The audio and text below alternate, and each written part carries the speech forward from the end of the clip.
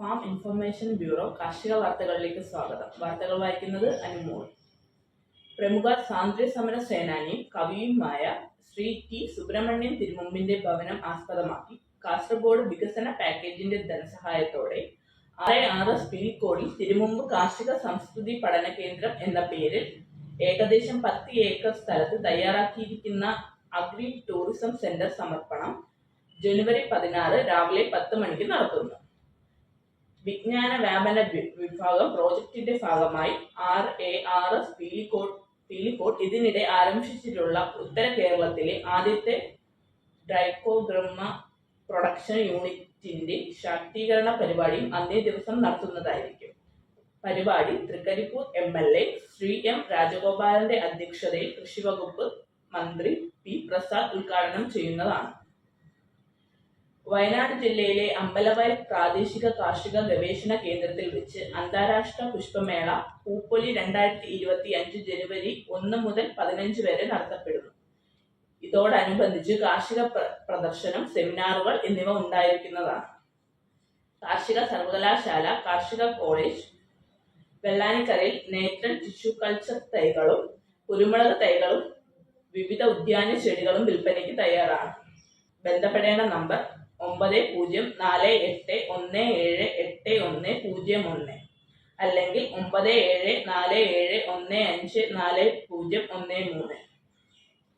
ക്ഷീരവികസന വകുപ്പിന്റെ വലിയതുറയിൽ പ്രവർത്തിക്കുന്ന തീറ്റപ്പുൽ കൃഷി വികസന പരിശീലന കേന്ദ്രത്തിൽ ക്ഷീര കർഷകർക്ക് ജനുവരി 8-9 തീയതികളിൽ വിവിധ വിഷയങ്ങളിൽ പരിശീലനം നൽകുന്നു. കൂടുതൽ വിവരങ്ങൾക്ക് 9388344424 അല്ലെങ്കിൽ 9847541453 എന്ന നമ്പറുകളിൽ വിളിക്കുക അല്ലെങ്കിൽ വാട്സപ്പ് ചെയ്യുക. കേരള കാർഷിക സർവകലാശാലയുടെ കമ്മ്യൂണിക്കേഷൻ സെന്ററിൽ കൂൺ വിത്തുകൾ വിൽപ്പനയ്ക്കായി തയ്യാറായിട്ടുണ്ട്. ബന്ധപ്പെടേണ്ട ഫോൺ നമ്പർ 0487237077 കാർഷിക നിർദ്ദേശം. നാളികേര ഉൽപാദനം വർദ്ധിപ്പിക്കുന്നതിൽ ജലസേചനത്തിന് ഗണ്യമായ പങ്കുണ്ട്. ജലസേചനം കൊണ്ടുള്ള പ്രയോജനം നന തുടങ്ങി 2 കൊല്ലം മുതൽ പ്രകടമാകും.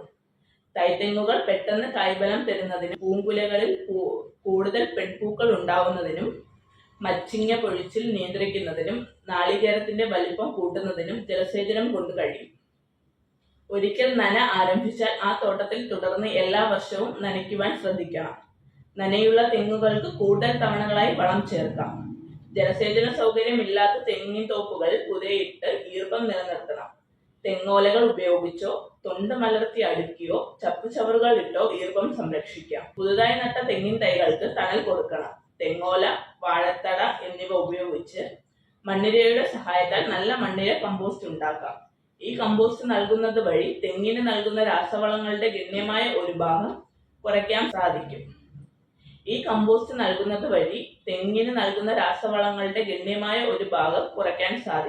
തോട്ടത്തിൽ ചപ്പുചവറുകൾ കൂട്ടിയിട്ട് പുകയ്ക്കുന്നത് പല കീടങ്ങളെയും നശിപ്പിക്കാൻ ഉപകരിക്കും.